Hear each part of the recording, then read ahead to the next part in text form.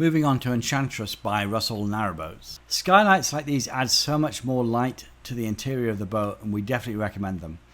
You want to avoid wood frame skylights, which are prone to leaking as the joints expand and contract. Aluminium skylights like these are now available with automatic openers. I think it's an aluminium frame or aluminum. Oh, another skylight here. So 2 skylights.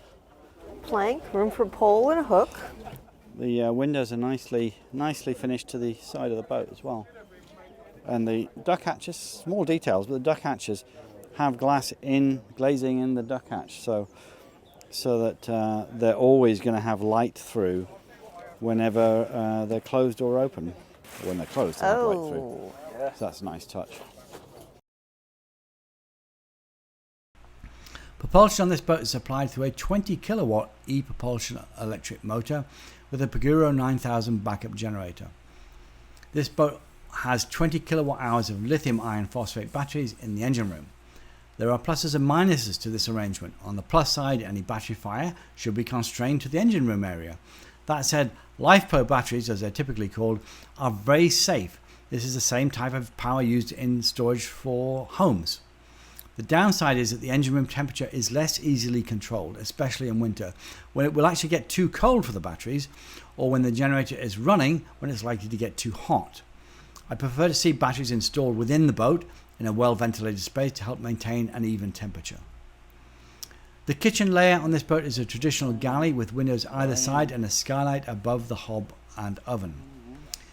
Living space is almost identical to our own and appears to be a popular design. So we've got a fridge, freezer, and wine cooler, washing machine. Excellent.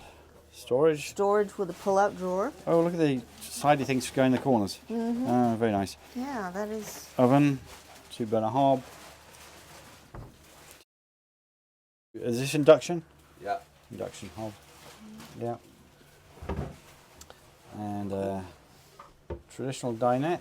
This is the duck hatch with the hatch closed, so you can see out, which is nice. That's good. And this was designed to meet the owner's requirements? The customers are actually in the boat. Okay.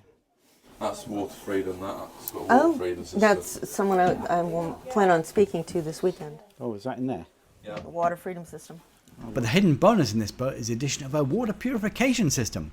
This is especially useful if you're wintering on the canals as a continuous cruiser, as it removes the need to constantly travel to a water point to refill the water tank. Are you in the way of the shower? I'm in the way of the shower. All right. Nice shower, you. Well, congratulations. It's been after the show when we start moving aboard. You can see all 18 boats in our Narrowboat Buying Guide, parts 1 and 2 on our YouTube channel. Thanks for watching.